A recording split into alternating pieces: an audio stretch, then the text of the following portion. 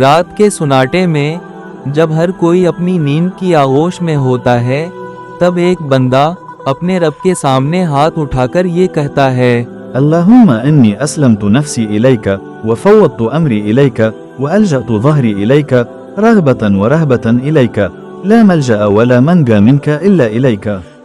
ترجمہ: اے اللہ، میں نے اپنے نفس کو تیرے حوالے کیا، اپنے تمام معاملات تیرے سپرد کیے، میں نے اپنی پیٹھ تیری پناہ میں دی، تیری رحمت کی امید اور تیرے عذاب کے خوف کے ساتھ۔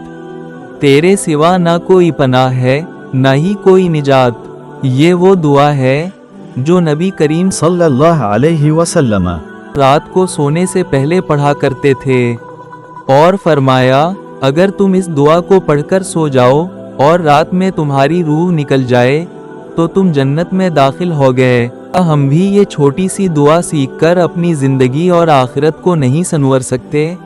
آج رات سے یہ دعا روز پڑھنے کا وعدہ کریں۔ اگر آپ کو یہ بات فائدہ مند لگی تو دوسروں تک پہنچائیں، ہو سکتا ہے کسی کی زندگی بدل جائے۔